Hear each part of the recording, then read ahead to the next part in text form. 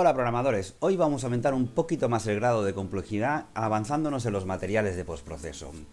Para eso he aprovechado un capítulo del Profe Responde sobre un suscriptor que me dice: sé que todavía no toca el tema, ahora ya toca, pero más adelante ¿podrías hacer un tutorial de cómo hacer el efecto de ola de calor que se ve en las carreteras desérticas donde la temperatura supera los 50 grados para cuando enseñes partículas? Bueno, realmente este efecto no se consigue con un efecto de partículas que sí se puede adornar y hacer todavía más realista utilizando partículas, pero hay que partir de un material de postproceso, hay que partir de un efecto de postproceso.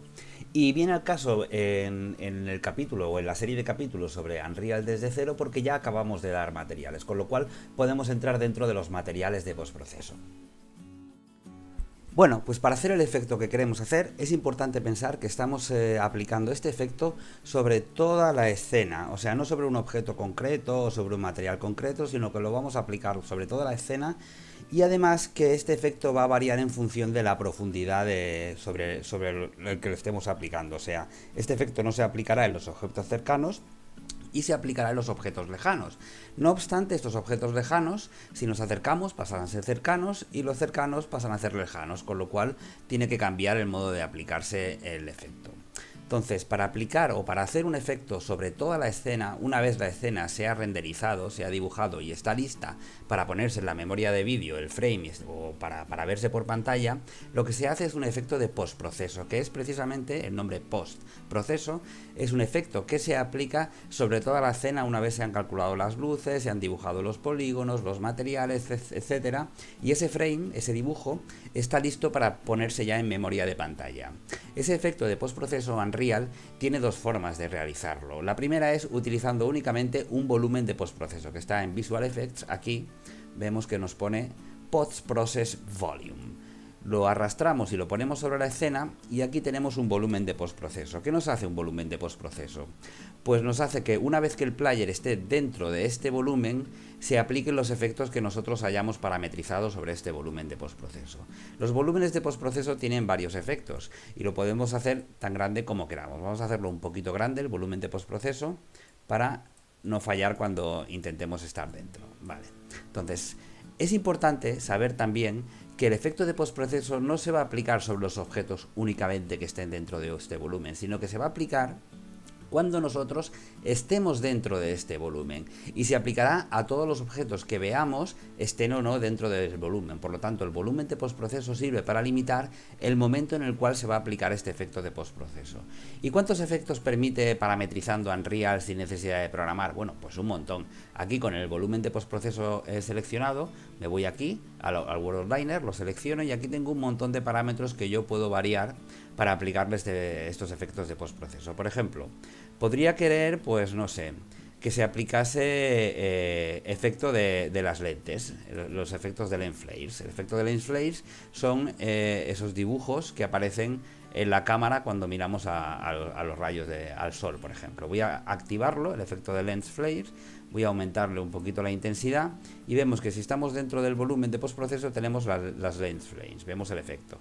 Pero si salimos, ya no tenemos el efecto de lens flare, solo nos funciona cuando estemos dentro del volumen de postproceso. Esto es uno de los efectos o filtros de postproceso que tenemos por defecto. Podemos modificar la tinta de la lens flare dándole doble clic aquí, activamos el parámetro y, por ejemplo, podemos poner los lens flares azules. Vemos que ahora son azules, cuando estamos dentro son azules. Podemos también desactivarlo, nos volvemos a su valor por defecto y desactivamos los lens flares. ¿Qué más efectos tenemos? Tenemos un montón, ¿eh? Por ejemplo, podemos irnos aquí y efectos de imagen como el efecto vignette, que es el efecto que produce que se oscurezcan los bordes de la escena, pues un poco para dramatizar, depende del momento del juego. Si yo me pongo dentro del volumen de postproceso, activo el efecto vignette y aumento su parámetro, vemos que los bordes de la escena se están oscureciendo. ¿Vale? Esto sirve para dramatizar en momentos concretos del juego y centrar la atención pues en el centro de la pantalla. Pero esto, si ahora nos desplazamos fuera del volumen, ya no funciona. Solo funciona dentro del volumen de postproceso. Voy a dejarlo en sus valores por defecto y voy a desactivarlo. ¿Qué más efectos tenemos? Tenemos un montón y es cuestión de ir explorando un poquito. Tenemos, por ejemplo, el efecto Bloom. Si yo activo el efecto Bloom de difuminado y le aumento la intensidad cuando estoy dentro del volumen, pues me difuminará la escena un poco más, un poco menos. Eso sí, cuando yo esté fuera, pues del volumen de postproceso se desactiva. Cuando entro se activa. Esto se podría servir, por ejemplo, para poner un volumen de postproceso debajo del agua, y en un juego en que nosotros nos metemos debajo del agua, por hacer este tipo de efectos con un volumen de postproceso. Voy a desactivarlo también. Desactivo todo el efecto Bloom. ¿Qué más efectos interesantes tenemos? Por ejemplo, el efecto de profundidad de campo. Este es más espectacular. Si yo lo activo y le doy una escala mayor que 0, pues se difumina muchísimo más. Es como si estuviésemos desenfocando la lente. No obstante, cuando yo salga del volumen, pues se vuelve a desactivar. Se desactiva y se activa. Tenemos un montón de efectos. También, por ejemplo, podríamos variar la tinta general con la que se está pintando la escena. Si nos vamos aquí a la parte de gradiente de color, en misceláneo, pues tenemos, por ejemplo, el color de la escena. Si yo la activo y en vez de blanco lo tiño de azul, toda la escena se teñirá de azul. Hago un OK y vemos que cuando entramos en el volumen de postproceso, toda la escena se tiñe de azul. Todos son efectos de iluminación. No obstante, no es posible conseguir efectos demasiado complejos. Para eso tendríamos que utilizar el segundo método, que es lo que vamos a hacer. Una cuestión: el volumen de postproceso no solo se puede limitar a una zona del mapa. Si nosotros queremos que afecte a todo el mapa, solo tenemos que venir al volumen de postproceso, seleccionarlo y hacerlo infinito. En el momento en que lo hacemos infinito, estamos afectando a todo el volumen del mapa. Aquí hay una propiedad que se llama infinito. Si yo la activo, esté o no esté dentro del volumen de postproceso, afecta a todo el mapa. Da igual la zona donde se encuentre el player. ¿Esto qué significa? Que si tenemos varios volúmenes de postproceso infinitos, pues se mezclarán efectivamente sus filtros, ¿vale? Por tanto, hay que tener bastante cuidado. Entonces, ¿yo qué necesito? Yo necesito deformar las imágenes con la profundidad para simular las olas de aire caliente. Y esto no me lo dan los parámetros estos, que por mucho que tenga el volumen de postproceso no me lo dan. Por lo tanto, yo lo que necesito es hacer el segundo método, que es un material de postproceso.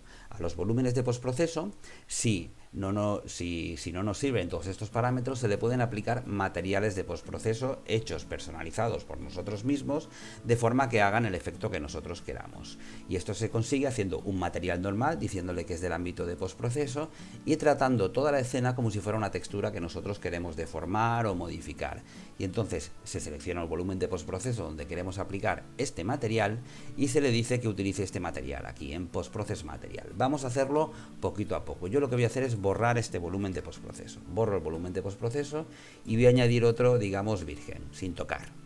Lo cojo aquí y este volumen de postproceso lo voy a hacer infinito. Quiero que me afecte a toda la escena. Me vengo aquí abajo y le digo que es un volumen de postproceso infinito. Ahora no me está haciendo nada porque no le he modificado ningún parámetro. Yo lo que quiero es crear un material y añadirle un material de postproceso aquí, que es lo único que quiero hacer. Y este material me afectará a toda la escena. Por lo tanto, voy a crear un material de postproceso. Y voy a llamar al material, pues, Calor Matte. Calor Matte. Este material tiene que ser un material de postproceso. Yo lo abro como si fuera un material normal. Aquí tenemos la pantalla de edición de materiales de siempre. Y selecciono el nodo principal de materiales y le voy a decir que este material no se va a aplicar sobre una superficie de un modelo concreto, sino que se va a aplicar sobre toda la textura. Va a ser un material de postproceso que va a estar dentro de un volumen de postproceso. Con lo cual yo aquí en Material Domain lo que le digo en vez de Surface es Postprocess Material. A partir de este momento se me han deshabilitado todas las propiedades del material y solo tengo habilitadas la propiedad emisiva. ¿Por qué?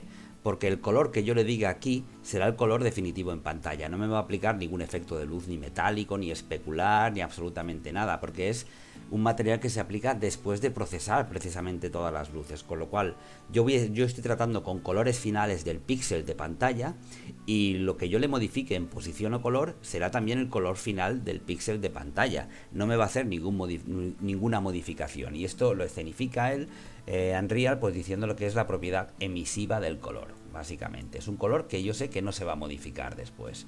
¿Cómo accedo a la textura de pantalla? Porque yo aquí estoy tratando la pantalla como si fuera una textura. El frame que se va a renderizar, a visualizar en pantalla, es como si fuera una textura. Pues accedo mediante un nodo que se llama Scene Texture.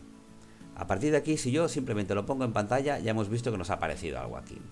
Este nodo ThinTexture, por cada una de las coordenadas X e Y de pantalla, me devuelve el color del píxel actual que va a dibujar en pantalla, para darme oportunidad para modificarlo, por ejemplo, o a moverlo de sitio. Me devuelve las coordenadas V actuales de pantalla y también me devuelve como utilidad el tamaño absoluto de la pantalla, coordenadas X y Y, por ejemplo 1700 por 200 por 700 o por 500, y su valor inverso. ¿Por qué su valor inverso?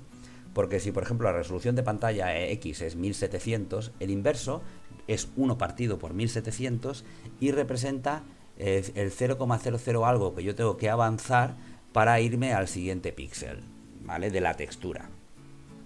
No lo usaremos. Si yo cojo el color y directamente lo llevo al color emisivo, estoy haciendo una especie de material que no tiene ningún tipo de acción sobre la escena. Me da un error porque me falta decirle en el nodo, aquí dentro de sus propiedades, que tiene que ser un postprocess input 0, ¿vale? Un material de postproceso. El error me desaparece y lo que me interesa es cómo queda la escena de atrás que me está mostrando aquí en el editor de materiales. Este material ahora mismo no hace nada, simplemente coge el color que le correspondería y lo manda a la pantalla, por lo tanto no está haciendo nada. Ahora, yo podría, por ejemplo, como es una textura, utilizar un nodo panner para mover la pantalla, ¿por qué no? Aquí tengo las coordenadas V, en vez de darle la coordenada V que le toca, pues a lo mejor quiero darle una coordenada V distinta, que es lo que hace el nodo panner, para mover la textura. Pues puedo mover la textura entera de pantalla. Si yo, por ejemplo, pongo un nodo panner y llevo el nodo panner a la coordenada V, ¿vale? Y en vez del tiempo, ¿vale? Porque el tiempo va 1, 2, 3 hasta el infinito, voy a darle un tiempo senoidal. O sea que me vaya de -1 a 1 y que vaya variando, porque si no, la textura de pantalla se me desplazará infinitamente y al final no veré nada en la pantalla. Por lo tanto, voy a llevarle un seno y se lo voy a llevar al tiempo. El tiempo me variará de -1 a 1. ¿El seno de qué? Pues el seno del tiempo, ¿vale? El seno del tiempo. Por lo tanto, la salida de seno siempre será entre -1 y 1. ¿Y a qué velocidad quiero mover la textura? Pues en la velocidad de la coordenada X, por ejemplo, a 0.1. A partir de este momento, si yo grabo, me voy a mi escena final, me voy a mi material de postproceso y le aplico el nuevo material que he hecho. Para aplicárselo, tengo que venir aquí a Postprocess Materials, darle al botón más del array, decirle que es un Asset Reference y aquí seleccionar mi material que se llama Color Matte. Si yo hago esto, automáticamente la escena empieza a moverse en la dirección X. Efectivamente, ¿por qué? Porque le estoy diciendo que coja el píxel actual que le toca para dibujar en la escena, pero me lo mueva con un nodo panner.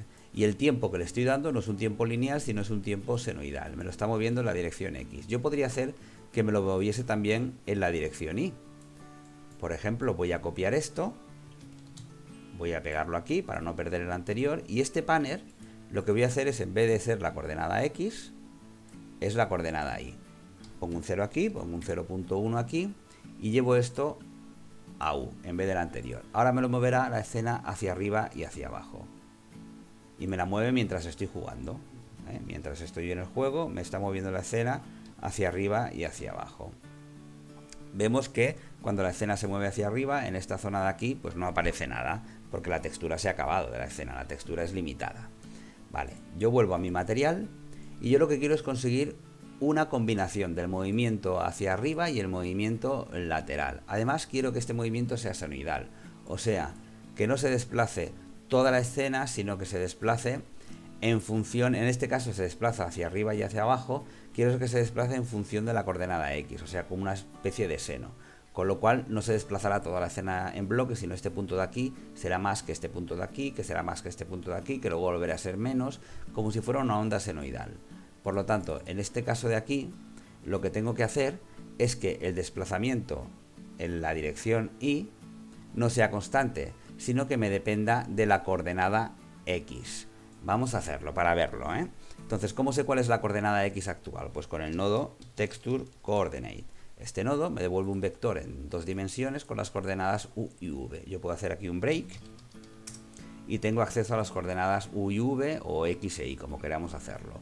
Si el seno del tiempo lo hago depender no solo del tiempo, sino del tiempo más la coordenada, en este caso estamos moviendo, desplazando la escena a la coordenada Y, en función de la X, o sea, cojo tiempo más la coordenada X actual de pantalla, tiempo más la coordenada X. Y esto lo llevo al seno. Es un poco complicado todo esto, ¿vale? Sobre todo si no lo hemos hecho nunca. Quien haya hecho shaders, pues ya sabe, en el fondo ya sabe un poco de lo que estoy hablando. Quien no, pues que si quiere hacer el efecto, que se limite a copiarlo y después que no lo analice poco a poco. Aquí básicamente estoy haciendo el tiempo más la coordenada X de pantalla, todo esto lo llevo al seno para que me varíe senoidalmente en función de la coordenada X, y esto lo llevo al tiempo del nodo panel. Si yo ahora salvo, para que compile, vemos que la deformación en la dirección Y me depende de la posición X. Y ahora voy a hacer lo mismo con la deformación horizontal. Si abro el material, voy a hacer lo mismo con esta deformación. O sea, voy a hacer que la deformación en la dirección X me dependa de la posición Y. Es justo lo inverso. Es lo mismo, pero lo inverso. Voy a coger esto y voy a sumar al seno. En vez de sumarle la posición X, le sumo la posición Y. Y eso es lo que llevo realmente al seno. Y este nodo panel, ahora lo voy a llevar aquí y lo voy a sustituir por el otro para ver cómo me queda el efecto. Grabo para que me compile y ahora me está moviendo o está ondulando de forma horizontal. Antes era de vertical y ahora de forma horizontal. Y ahora voy a mezclar los dos efectos. Abro el material de nuevo y tengo que mezclar este efecto y este efecto. ¿Qué me interesa de este efecto? La coordenada X, que es la que está variando. ¿Qué me interesa de este efecto? La coordenada Y, que es la que está variando. Pues voy a hacer aquí un break. Hago un break de las dos coordenadas. Voy a llevar esto para aquí, para que no se me solape todo. Desactivo esto. Y voy a hacer de aquí un break también de las dos coordenadas. Aquí hemos dicho que nos interesaba la coordenada X. Y aquí la coordenada Y. Por lo tanto, ahora hago un make float en dos dimensiones, donde aquí le llevo la X y aquí le llevo la Y, la de abajo, la Y. Y esto lo llevo a la nueva coordenada UV. Después de esta pequeña interrupción, vamos a ver cómo ha quedado mezclando las distorsiones en las dos direcciones de las dos coordenadas. Aquí tenemos la mezcla. Bueno, esto todavía no se parece al efecto que buscamos. Lo que tenemos que hacer para empezar es aumentar la frecuencia de la deformación, que no se deforme con unas ondas senoidales tan anchas, para simular lo que es la refracción del aire. Por lo tanto, vamos a abrir el material de nuevo y la frecuencia de la deformación se aumenta multiplicando el tiempo por un valor constante. De este modo lo que hacemos es acelerar el tiempo, con lo cual aumentamos la frecuencia. Vamos a multiplicar el tiempo en los dos casos por un valor constante. Alargamos el tiempo, lo multiplicamos y por ejemplo lo multiplicamos, tampoco que sea muy grande, por ejemplo por 1,5. Y es esto lo que llevamos al seno, a la función add de la coordenada realmente. Y este valor del tiempo en la otra coordenada también lo vamos a multiplicar por 1,5. Hacemos una multiplicación por 1,5 y es lo que llevamos a la función suma con la coordenada. Además queremos aumentar, si esto lo compilamos, tenemos que ahora ir a más rápido porque hemos multiplicado el tiempo lo hemos aumentado un 50%. Ahora lo que queremos es que haya más ondas, porque estas ondas son muy anchas, por lo tanto queremos disminuir el periodo de la onda, hacerlo más estrecho para que la deformación se parezca más al aire. Entonces aumentamos aumentamos la frecuencia de la coordenada de la cual depende la deformación, tanto la dirección Y con la dirección X. Recordemos que las dos son funciones exactamente igual, mezclamos el efecto X con el efecto Y, y en un caso nos depende de la coordenada Y y en otro caso de la coordenada X. Lo que tenemos que hacer, esto matemáticamente es muy fácil expresarlo, ¿vale? Vuelvo a repetir lo mismo, si os estáis liando, simplemente copiarlo, el efecto, y luego lo analizáis. En vez de, lo que voy a hacer es coger la coordenada Y y multiplicarlo por un valor mayor que 1. En vez de 1 le voy a poner 10, con lo cual habrá 10 oscilaciones a lo largo de la coordenada Y. Y esto lo llevo a la función suma del tiempo. Y aquí voy a hacer lo mismo, la coordenada X la voy a multiplicar por 10, antes de sumarla al tiempo. Lo cojo esto, lo añado a la función suma y esto lo multiplicaré por 10, con lo cual habrá 10 oscilaciones también en la dirección X. Vemos que aquí nos han aparecido muchísimas más oscilaciones. Si lo vemos ahora, tenemos un montón de oscilaciones más. Quizás nos hemos pasado con el número de oscilaciones y estamos deformando muchísimo. Lo que deberíamos hacer es también modular la cantidad que vamos a deformar. En el panel, en vez de poner un desplazamiento de 0.1, poner un desplazamiento de 0.03, por ejemplo. Y aquí, en la otra coordenada, 0.03, con lo cual disminuimos la amplitud de la deformación. Hemos disminuido la frecuencia, el periodo y ahora toca la amplitud. Ahora vemos que ya no nos pasa esto tan raro, pero aún así la amplitud es demasiado grande. Pues vamos al panel y en vez de 0.3 vamos a poner 0.01. Y aquí pondremos en la otra coordenada 0.01. A ver qué tal se deforma ahora. Vamos a ver cómo se nos deforma. Vale, esto se va apareciendo bastante. Lo que pasa es que tenemos que la deformación se produce también en los objetos cercanos. Si yo miro al suelo aquí, estoy aquí al lado, me voy al punto de mi poste de teléfono de partida. Si yo miro al suelo, aquí se está produciendo también la deformación, tanto en los objetos cercanos como en los objetos lejanos. Esto no debería ser. En los objetos cercanos debería ser cero la deformación e ir aumentando gradualmente, porque tenemos más espesor atmosférico en los objetos lejanos, intermedio, con lo cual la luz se distorsiona más, se refracta más. Con lo cual hemos de hacer depender la amplitud de la deformación de la distancia. Vamos de todas maneras a disminuir un poco más la amplitud de la deformación, que la veo muy grande. En el panel, en vez de 0.01, voy a poner 0.05, perdón, 0.005. Y en el otro panel, en vez de 0.01, 0.005. Esto es, por tanto, la amplitud de la deformación. Recordemos, hemos modificado la frecuencia de la deformación multiplicando el tiempo por un valor mayor que 1. Hemos modificado el periodo, el número de deformaciones que hay a lo largo de la coordenada X y de la coordenada Y, multiplicando las dichas coordenadas por un valor mayor que 1. En este caso, 10 deformaciones a lo largo de la coordenada Y y 10 a lo largo de la coordenada X. Y por último, modificamos la amplitud de la deformación con el parámetro que le pasamos al panel, 0,005. Ahora tenemos un parámetro bastante más interesante, ¿vale? Si los objetos lejanos se deforman de este modo, pero los cercanos a cero, tenemos una ampliación gradual que nos dará un efecto muchísimo más realista. ¿Cómo hacemos esta amplitud de deformación dependerla de la profundidad del objeto en la escena? Bueno, desde un material de postproceso que funciona, repito, una vez se ha renderizado toda la escena, tenemos acceso también a una cosa que se llama buffer Z, que es el buffer de las profundidades de todos los píxeles que se van a dibujar en pantalla. O sea, tenemos toda la escena preparada en la memoria de vídeo como si fuera una textura y a la que podemos modificar mediante un shader de postproceso, y por cada uno de los píxeles tenemos la distancia a la que está de la cámara, o sea, su profundidad, que se llama. Con lo cual no tenemos más que coger este valor del buffer Z, o sea, la profundidad de cada uno de los píxeles, y utilizarla para modular la amplitud de la deformación. La amplitud de la deformación, recordemos, que estaba en el nodo panel. Por un lado aquí, 0.005 en la coordenada X, y por un lado aquí, en la coordenada 000Y. En cada píxel, ya que este shader se ejecuta en cada píxel de la pantalla que se va a dibujar, ¿cómo puedo saber la profundidad? Pues con un nodo que se llama Scene Depth, profundidad de escena.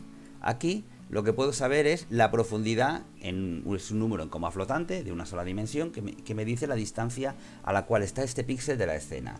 Con lo cual, si yo digo, pues de la distancia 0, o sea, desde donde estoy yo, hasta 100 metros, la deformación tiene que ir incrementándose gradualmente hasta su valor máximo. No tengo más que coger la profundidad actual de este píxel y dividirla entre 100 metros. 1, 0, 0 y 2 más porque estamos en centímetros. Con lo cual, el valor que me salga de aquí irá de 0, porque 0, la distancia a la que esté el punto donde estamos nosotros es 0, irá de 0 hasta 1 cuando el píxel esté a 100 metros de distancia. Y a partir de 1 quiero que se quede en 1, con lo cual voy a poner un nodo que sea el nodo min, y ya me pone por defecto en el nodo B1. ¿Este nodo qué me da? Pues una línea que va aumentando su valor de 0 a 1 y se queda en 1. ¿Vale? El nodo mínimo siempre nos dará el valor mínimo entre este nodo y este nodo. Cuando el nodo que me dé sea mayor que 1, cogerá el B, que es el 1. Y cuando sea menor que el 1, pues cogerá el A. Entonces esta función lo que nos está diciendo es, a medida que nos alejamos de donde está el player, la profundidad va siendo mayor. Si lo dividimos entre 100 metros, este resultado va de 0 hasta 1 cuando sea 100 metros. Y lo dejamos en el máximo valor de 1. Entonces, cuando el valor sea 1, que es que estamos a 100 metros o más, lo que voy a hacer es multiplicarlo por este valor de la amplitud, 0,005. voy a coger esto y lo voy a multiplicar por el valor máximo de la amplitud, 0,005. Con lo cual, este valor de aquí, esta expresión de aquí, va a aumentar desde 0 hasta 0,005 cuando estemos a una distancia de 100 metros, y más allá de los 100 metros se va a quedar en 0,005. Y es esto lo que tengo que llevar aquí, a la coordenada y del nodo Panner. Por lo tanto, a partir de aquí, lo que voy a hacer es coger y crear una variable en 2 dimensiones, donde voy a coger la coordenada y la otra la voy a dejar a 0, y esto lo voy a llevar a la velocidad. Y por otro lado voy a crear otra variable en 2 dimensiones, donde lo cogeré la coordenada x, esta la dejaré a 0, y esto lo llevaré a la otra velocidad del nodo Panner. Con lo cual ya tengo mi efecto funcionando. Voy a grabar para que me compile, salgo y ya tengo mi efecto funcionando. Aquí no se me deforma cuando estoy justo, si miro al suelo vemos que no se me deforma, pero a medida que voy aumentando la longitud, o sea la distancia de los píxeles en pantalla, se me deforma más. Quizás esto habría que trabajarlo un poco más. Por ejemplo, igual la frecuencia es demasiado. Si lo que quiero es hacer, y ya acabamos, si lo que quiero es hacer que la frecuencia sea menor, pues me voy al número por el que estoy multiplicando el tiempo, y en vez de 1,5 lo multiplico por 0,7. Y también en la otra coordenada, en vez de 1,5, 0,7. Vale. Grabo, salgo y ahora ya me va más lento, es bastante más realista. Si en vez de 10 oscilaciones a lo largo de la coordenada X y 10 a lo largo de la coordenada Y quiero más, para hacer las oscilaciones un poquito más pequeñas, en vez de 10 puedo poner 15 y aquí abajo puedo poner 15. Veamos, vamos a hacer grande para que podáis ver cómo es el material realmente, ¿vale? Y os lo podéis copiar si queréis.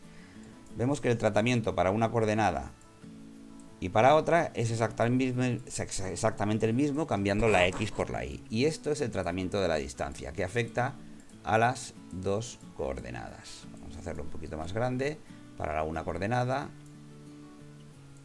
para otra coordenada, la distancia, y aquí es donde mezclo los componentes X e Y, lo llevo a la coordenada V del nodo de textura y lo aplico al color emisivo. Y ya tengo mi material. Si yo grabo,